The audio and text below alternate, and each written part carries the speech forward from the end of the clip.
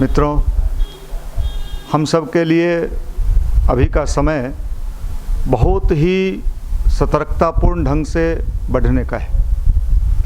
मानवता पर एक ऐसा संकट आया है जिस संकट की कल्पना कभी सामान्य व्यक्ति ने नहीं सोचा था। आज मनुष्यता पर एक ऐसा विकट संकट आया है।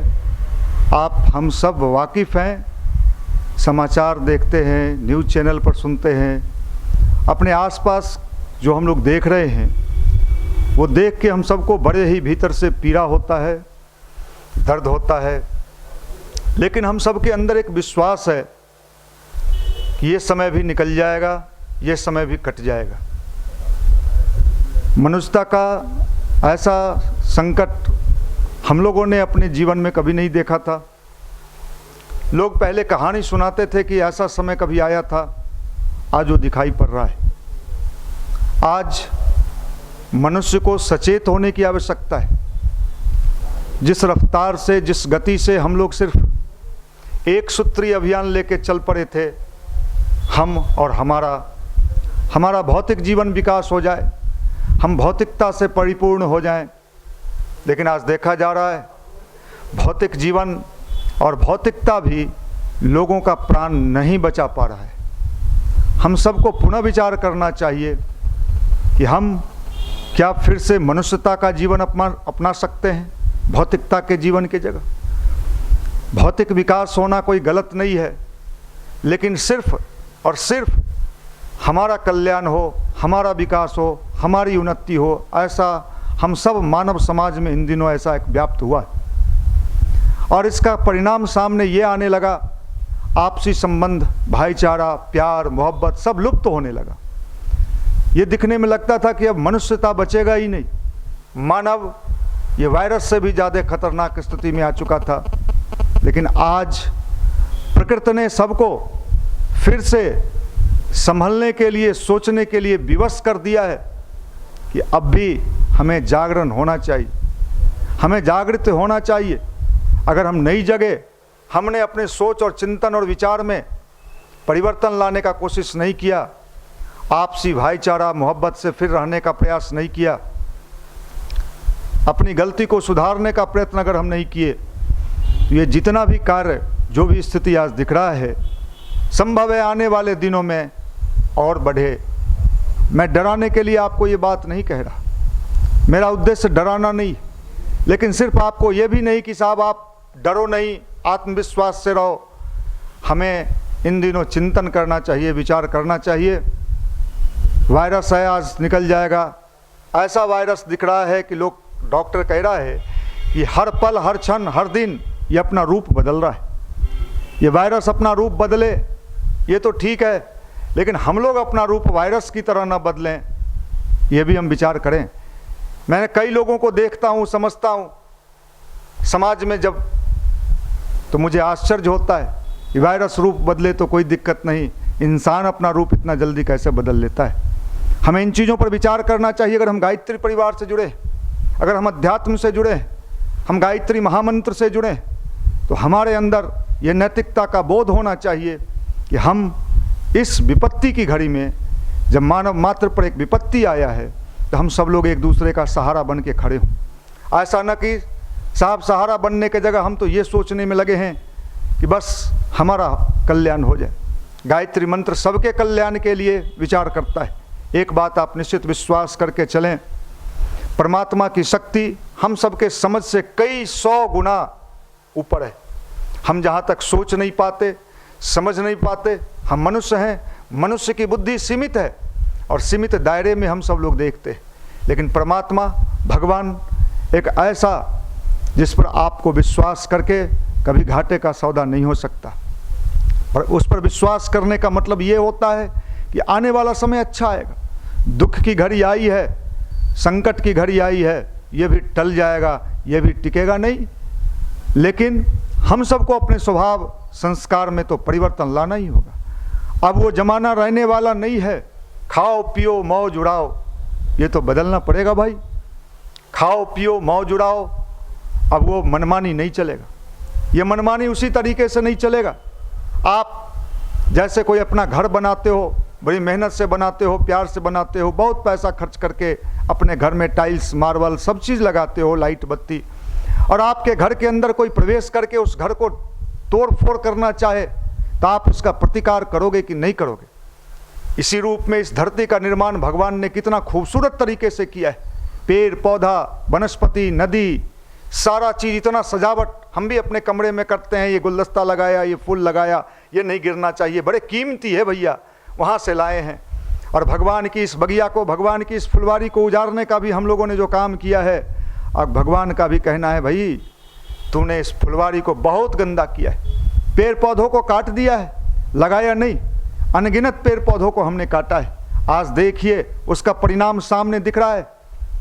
कहना तो नहीं चाहिए, पीड़ा भी है, दर्द भी है भीतर में, लेकिन आज उसका परिणाम देख रहा है कि मनुष्यता जिस रूप में आज हाहाकार कर रहा है, ऑक्सीजन चाहिए, ऑक्सीजन चाहिए, ऑक्सीजन चाहिए, इस ऑक्सीजन को तो हमने कितना बर्बाद कर दिया, काट दिया। धड़ल्ले से विकास के नाम पर, उन्नति के नाम पर, तरक्की के नाम पर, डेवलपमेंट के नाम पर, फर्नीचर के नाम पर हमें विचार करना पड़ेगा।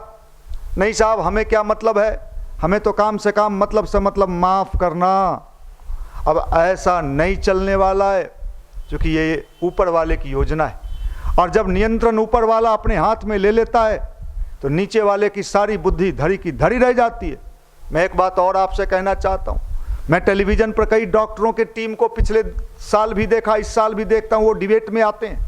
कोई कुछ कहते हैं, कोई कुछ कहते हैं, कोई कुछ कहते हैं, कंक्लूजन किन्हीं के पास नहीं है, किन्हीं के समझ में नहीं है। इसलिए भैया मैं आपसे निवेदन करना चाहता हूँ कि अब भी मनुष्य जाति को सुधरना पड़ेगा, सुधार करना पड़ेगा। अभी संकट की घड़ी आई है, ये तो निकल जाएगा, लेकिन अगर हम नहीं बदले, नहीं सुधरे तो हमारे जीवन में तो उथल पुथल मचेगा।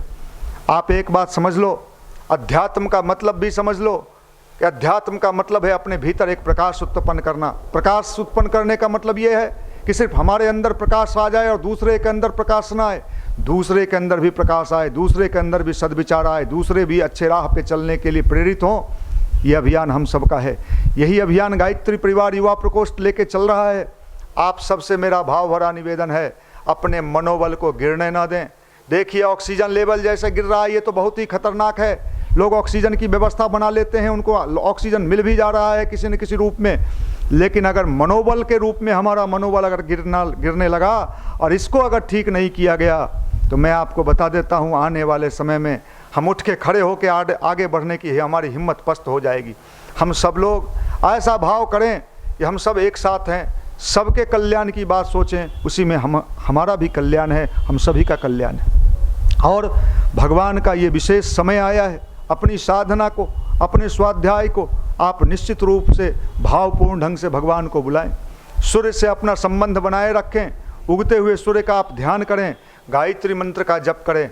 गायत्री मंत्र एक महामंत्र है जो आपको सुरक्षा कवच प्रदान करती है, आपको एक ऐसा ऑरा प्रदान करती है, आपके आत्मबल को मजबूत करती है, आपके मनोबल को मजबूत करती है। मैं तो ये कह रहा हूँ कि सब चीज़ के बावजूद एक सतर्कता तो पूर्ण रूप से रहे, लेकिन साथ ही साथ हमारा गायत्री महामंत्र भावपूर्ण ढंग से इन दिनों जरूर चलता रहे। अगर आप गांव में हैं, अपने छत पर, अपने बगल में किसी पेड़ के नीचे शांत जगह पर बैठ के मानव मात्र के कल्याण के लिए हम सब लोग गायत्री महामंत्र से जुड़ें। अगर संभव हो, चूँकि इन दिनों स्थिति बहुत ही विपरीत है, तो सुबह और शाम दोनों समय आप इस कार्य को कर सकते हैं। भगवान से प्रार्थना करिए, प्रार्थना की अपनी एक अचूक औषधि है। मैं एक बात और बताना चाहता हूँ आपको कि हम लोग जो सब चीज़ प्राचीन काल में भारत ने जिन जिन चीज़ों को देवता के रूप में कहा, हम कहते थे वृक्ष देवता है, नदी देवता है, और इन देवता इसको हम भगवान मान के पूजते थे। वृक्ष को भगवान मानते थे, नदी को भगवान मानते थे, लेकिन जब से हमें ये समझाया गया कि ये वृक्ष जो है ये तो साइंस उसको ये कहता है, नदी क्या है तो साहब ये तो H2O है, जब उसको H2O मानने लगे, इसको ये मानने लगे, तो आज देखिए प्रकृति का बड़ा ही उग्र रूप धारण कर चुका है। और इस उग्र रूप को अगर हमने समय रहते अपने आप को हमें ठीक करना है। आने वाले समय में कोई भी व्यक्ति ऐसा नहीं बचेगा जो दुराचारी होगा, जो गलत रास्ते पे चल के आप चाहेंगे कि साहब कुछ दिन का मामला है फिर हम वही सब करने लगेंगे। आप देख रहे हो स्थिति कितनी भयानक है। जब मैं देख रहा हूँ बड़े बड़े लोग, बड़े बड़े पैसा वाले, बड़े बड़े बिल्डिंग वाले, मकान वाले, सारे लोग ऑक्सीजन की कमी है भाई, वो चिल्ला रहा है, पैरवी करा रहा है मंत्रियों के यहाँ, मुख्यमंत्री के यहाँ, लेकिन उन्हें उपलब्ध नहीं हो रहा है। इसलिए इस संकट को आप अभी वर्तमान का संकट मान रहे हो, लेकिन अगर हम नहीं सुधरे तो प्रकृति भी आने वाले दिनों में हम सबको सही रास्ते पे ले चलने के लिए विवश हो जाएगा। क्या करेगा? उसके बनाए बगिया को, उसके बनाए घर को हम भी तहस नहस करने में लगे हुए हैं। इसलिए हमें भी अपने अंदर सुधार लाना होगा, हमें भी अपने अंदर परिवर्तन लाना होगा। गीता रामायण की बहुत सारी बातें लोग करते हैं, बहुत सारे लोग ऐसे ऐसे पूजा पाठ की बात करते हैं। मैं निवेदन करना चाहता हूँ, ये जितने पूजा पाठ हैं, गीता रामायण है, सबका उद्देश्य तो एक ही है भाई, कि आपके अंदर मनुष्यता आया कि नहीं। आपके अंदर छल कपट दुराचार आप पाले बैठे हो, और ऊपर से आप कहते हो नहीं साहब हम तो गीता का पाठ करते हैं, हम तो रामायण का। तो इनके लिए भी सावधान होने का समय आ गया है कि अब आप भी सावधान हो जाइए। आपका ये छल कपट वाला पूजा पाठ चलने वाला नहीं है। अब तो आने वाला समय ओरिजिनल अध्यात्म का है। पूरे विश्व में आज भारत विकट स्थिति में फंसता जा रहा है। इसके लिए हम सबको निश्चित रूप से आगे आना चाहिए। जिन जड़ी बूटियों को कभी हमने बेकार समझ लिया था, आज वो सारी जड़ी बूटियाँ मनुष्य के लिए, अरे हो जाने के बाद क्या, जड़ी बूटियाँ तो ये कहती है, हर्बल ये कहता है, भारत हमेशा कहते रहा है कि हम जड़ी बूटी बीमारी ठीक करने के लिए नहीं खाते, हम तो जड़ी बूटियों का सेवन इसलिए करते हैं कि हमें हमारे अंदर बीमारी पैदा ही न हो। आप आज जड़ी बूटी की बात करते हो। अब आप बताओ, गायत्री परिवार में परम पूज्य गुरुदेव पंडित श्री राम शर्मा आचार्य जी ने आज से कितने साल पहले 60, 65, 62 में किताब लिख दिया, घरेलू चिकित्सा, जड़ी बूटी का चिकित्सा।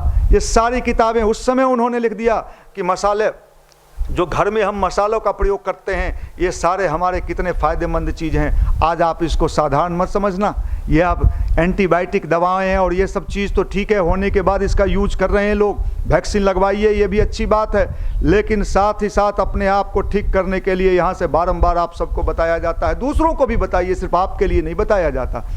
गिलोय है, दालचीनी है, इन चीज़ों का आप काढ़ा पीजिए, इन चीज़ों का यूज करिए, और आपको ये सारे चीज़ यहाँ उपलब्ध हैं, आप प्राप्त कर भी सकते हैं। अपने आत्मिक बल को बनाए रखिए, अपने अगल बगल वाले लोगों को भी सही राह बताइए, अच्छे से स्वाध्याय करिए, अपने चिंतन और विचार को बढ़िया बनाइए, मुस्कुराते रहिए।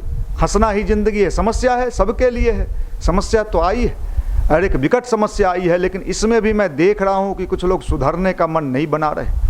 कुछ लोगों को ये भी लग रहा है कि मैं नहीं सुधरूंगा। मैं एक बात कह रहा हूँ, सच्चे भाव से आपको कह रहा हूँ, अगर अब भी हम सुधरने की स्थिति में नहीं आ पाए और हम सोच रहे हैं अपना काम बनता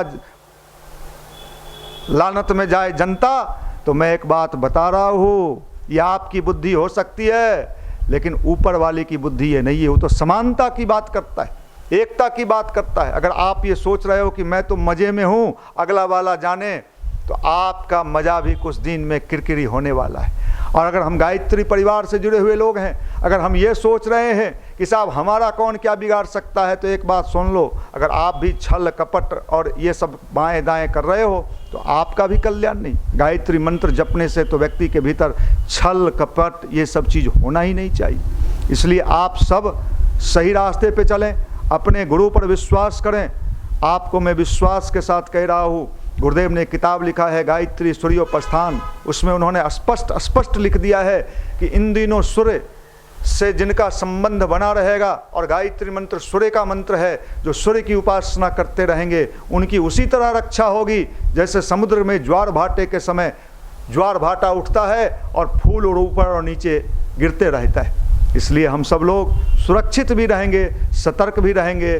बाहर निकलने से पहले 1000 बार सोचिए, अगर आवश्यकता है तो आप निकलें। और मास्क, एक मास्क नहीं, मैं तो कहता हूँ डबल मास्क लगा के निकलो भाई। इसलिए अपने को बिल्कुल स्वच्छ, सुबह और शाम काढ़ा का सेवन जो बताया गया है, गिलोय, दालचीनी, इन चीज़ों का सेवन जरूर करिए, अपने भी करिए, दूसरों को भी बनाइए। अभी सुरक्षा ही सबसे बड़ा उपाय है, और जब ये टीकाकरण का अभियान शुरू हो जाएगा तो हम सब लोग मिलकर टीका भी लेंगे, टीका हम लोग भी लगवाएंगे। लेकिन अभी तो सुरक्षित रहना ही सबसे बड़ा चीज़ है। इसलिए अपने आप को सुरक्षित रखिए, गायत्री मंत्र का जप करिए, सूर्य का ध्यान करिए, अच्छी पुस्तक का स्वाध्याय करिए, अच्छे संगीत सुनिए। जो संगीत आपके मनोबल आत्मबल को बढ़ाता है, ऐसे अच्छे अच्छे संगीत को आप फेसबुक पर भी शेयर करिए। मनोबल गिराने वाले, मैंने कई लोगों को देखा है, मनोबल गिराने वाले अभी बहुत सारे लोग कह रहे हैं साहब ऑक्सीजन की कमी हो गई है, ये व्यवस्था साहब देखो, व्यवस्था, एक बात बताओ कि व्यवस्था सीमित संख्या में ही हो सकती है और होती है, लेकिन जब विकराल रूप धारण कर ले और विकराल रूप धारण कर ले ये प्रकृति, तो फिर उस समय व्यवस्था क्या, कोई भी व्यवस्था काम नहीं करता है। इसलिए हम सब लोग अपने आप को संयमित रखें, सुरक्षित रखें, अपने घरों में सुरक्षित रहें, अपना पढ़ाई लिखाई करते रहें। आपका पढ़ाई न छूटने पाए, आपका जो रीडिंग है वो न छूटने पाए। ध्यान और गायत्री मंत्र के बाद आप गांव में भी, घर में भी लोगों को अच्छी बात बताते रहें। और एक अभियान और चालू कर दीजिए आप, जो पिछले दिन भी हमने कहा था कि अपना जो यूट्यूब चैनल है, जिनको भी फ़ोन करिए, अधिक से अधिक लोगों को कहिए कि भाई इसको आप शेयर करो। आने वाले दिन हम लोगों को और गति देना है इस अभियान को। ये कोरोना तो जीवन भर रहेगा नहीं, लेकिन उसके बाद हम लोग और इसको बढ़िया बनाएंगे, इस अभियान को और अच्छे तरीके से चलाएंगे।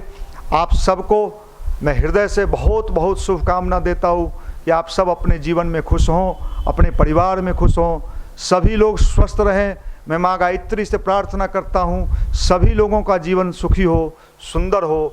और अभी तो स्वास्थ्य के लिए विशेष रूप से मैं प्रार्थना करता हूँ कि सभी का शरीर स्वस्थ रहे, मन स्वस्थ रहे। इसके लिए माँ गायत्री सबको स्वस्थ रखें। बहुत बहुत शुभकामना, धन्यवाद।